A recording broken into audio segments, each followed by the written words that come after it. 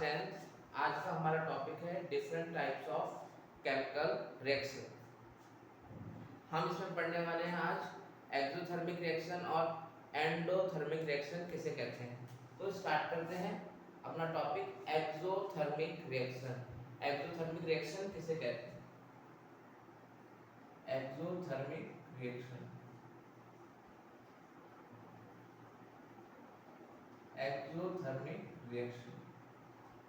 अब जिस रिएक्शन में हीट एनर्जी क्या होती है, रिलीज होती है, उसको हम बोलेंगे exothermic reaction. The chemical reaction which occur a chemical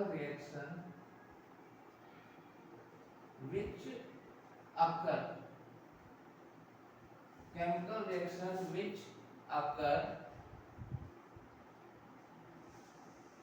with the evolution of heat। evolution लिख सकते हो या release of heat। with the evolution of heat along with the formation of product,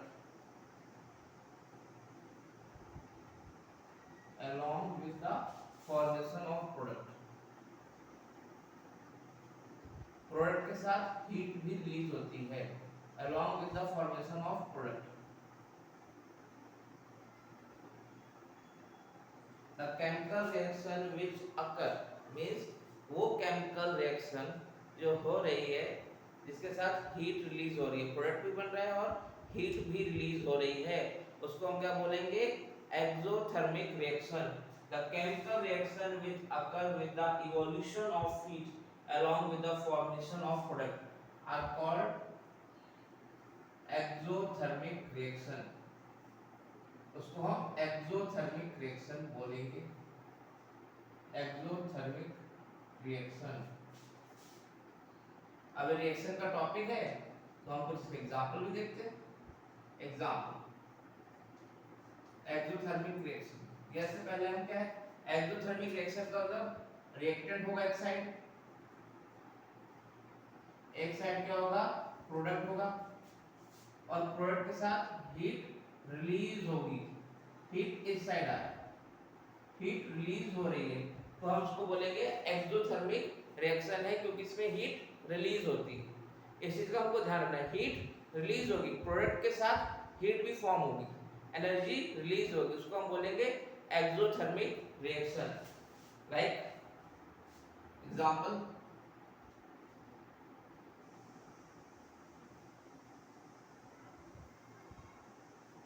like magnesium plus oxygen, magnesium oxide plus heat,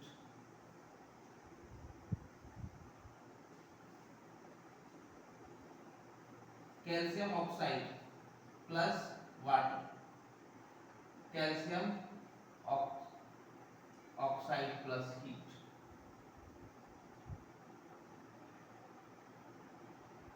H2 plus O2,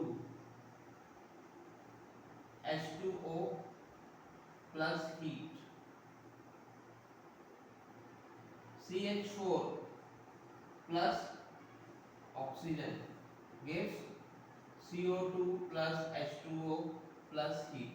इन सभी में क्या दिख रहा है, हीट एनर्जी क्या हो रही है, रिलीज हो रही है। जिनमें हीट एनर्जी रिलीज होती है या हीट फॉर्म हो रहा है उसको हम क्या बोलेंगे, एक्सोथर्मिक रिएक्शन बोलेंगे। मैग्नीशियम इसको हमने बैलेंस नहीं किया है, बैलेंस हम कर सकते हैं। मैग्नीशियम प्लस ऑक्सीजन रिएक्ट होकर क्या बना देगा, मैग्नीशियम ऑक्साइड बनाएगा। आप 2Mg यहाँ पे लगाएंगे, 2 यहाँ पे लगा देंगे। कैल्शियम एक है, ऑक्सीजन पूरा है तो बैलेंस H2O। CH4 यहाँ कोई यहाँ बैलेंस कर सकते हैं, कार्बन एक है ऑक्सीजन को हम बैलेंस कर देते हैं, 2H2O हो गया और ऑक्सीजन भी बैलेंस हो गया। तो ये सारी रिएक्शंस क्या है, कैसी हैं, एक्सोथर्मिक रिएक्शन। एक्सोथर्मिक रिएक्शन का मतलब ही यही होता है कि उसमें हीट एनर्जी रिलीज होगी। ठीक है, अब एक दूसरी रिएक्शन है इसी टाइप का, एंडोथर्मिक रिएक्शन। तो ये सारी रिएक्शन जो हम पढ़ रहे हैं वो कैसा है, एक्सोथर्मिक रिएक्शन था। अच्छा, इसको फिर क्वेश्चन आ जाता है, क्वेश्चन क्या है कि रेस्पिरेशन कैसी रिएक्शन है। रेस्पिरेशन भी क्या है, एक्सोथर्मिक रिएक्शन है। क्वेश्चन क्या है, क्वेश्चन किस तरीके से आ जाता है, why respiration is called an exothermic reaction, why respiration is called an why respiration is called an exothermic reaction, why respiration is called an exothermic reaction। ये एनसीईआरटी की बुक में भी क्वेश्चन है, ये आ जाता है। वैसे दो नंबर का क्वेश्चन आ सकता है। एक्सोथर्मिक रिएक्शन का मतलब क्या होता है, एक्सोथर्मिक रिएक्शन का मतलब इसमें हीट एनर्जी क्या होती है, रिलीज होती है। तो पहले से कि respiration is called an exothermic reaction because heat is released, heat is evolved भी लिख सकते हैं, because heat is released along with the formation of product,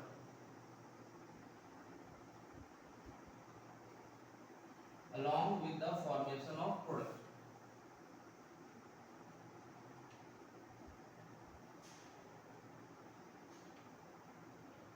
That's why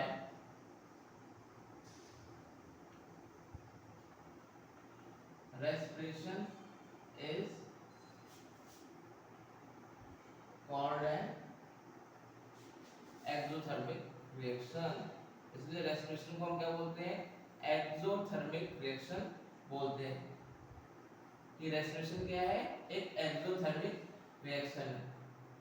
respiration आपने बहुत पढ़ा भी है कि रेस्पिरेशन किसे कहते हैं, जब फूड का ब्रेक डाउन होता है तो उसमें होता क्या है, हम क्या C6H12O6, ये हमारा कार्बोहाइड्रेट है। इस कार्बोहाइड्रेट कॉम्प्लेक्स सब्सटेंस है, इसका ऑक्सीजन की प्रेजेंस में ब्रेक डाउन होता है और क्या बनाता है, कार्बन डाइऑक्साइड, वाटर और एनर्जी।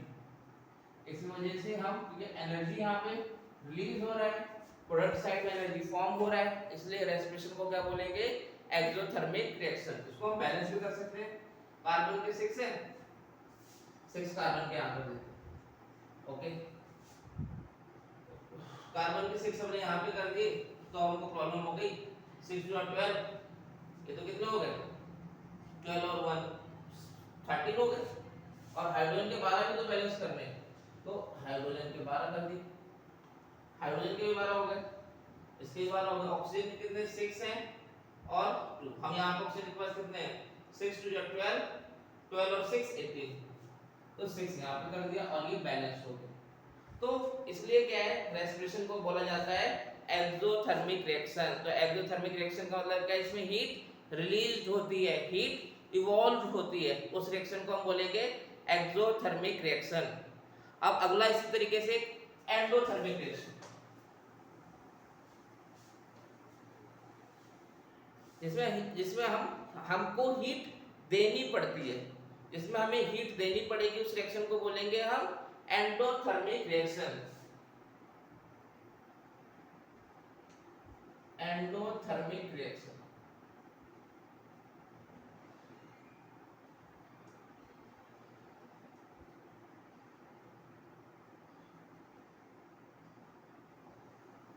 The chemical reaction,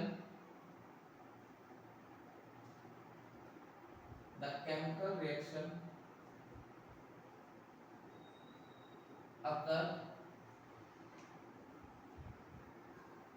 अब केमिकल रिएक्शन जो एक्सोथर्मिक में हीट एनर्जी क्या हो रही थी, रिलीज हो रही थी, इसमें हीट एनर्जी क्या होगी, एब्जॉर्ब होगी। हमको हीट एनर्जी की रिक्वायरमेंट पड़ेगी उसको ब्रेक डाउन करने के लिए, ठीक है। Chemical reaction occur with the absorption of heat, with the absorption of heat,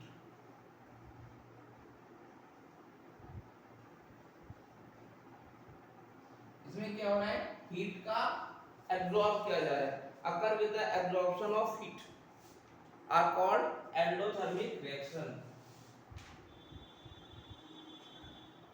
are called endothermic reaction.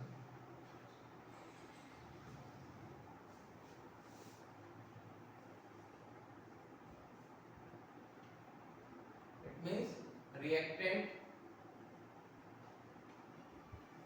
Plus heat, उसमें हमें हीट देनी पड़ेगी तब जाके क्या है प्रोडक्ट फॉर्म होगा, तो हम उसको बोलेंगे एंडोथर्मिक रिएक्शन.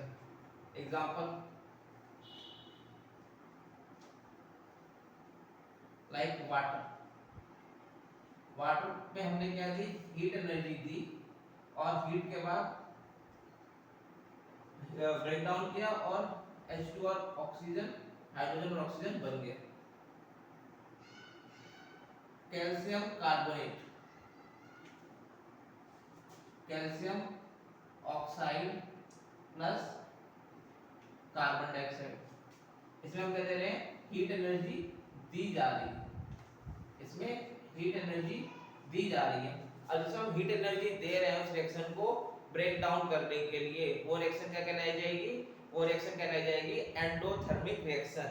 एक और लिख देते हैं, formation of nitric oxide.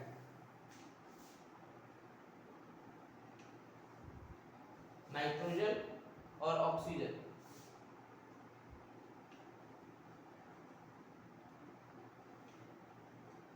Nitrogen nitric oxide, ये क्या बन गया, ओ पर सॉरी 2NO, ये बन गया. ये भी क्या है, ये भी क्या है हमारी एंडोथर्मिक रिएक्शन है. एक और NH3 अमोनिया,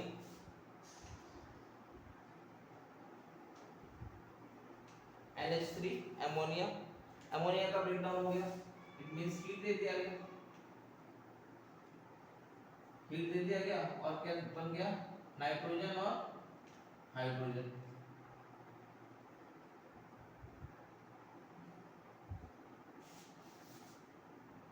ये क्या, ये सारी रिएक्शन जिसमें हमको हीट एनर्जी देनी पड़ रही है, जिसमें हमें हीट एनर्जी देनी पड़ेगी, वो रिएक्शन क्या कहलाई जाएगी, एंडोथर्मिक रिएक्शन. और इससे पहले इसमें हीट एनर्जी रिलीज होती है, उसको क्या बोलते हैं, एक्सोथर्मिक रिएक्शन.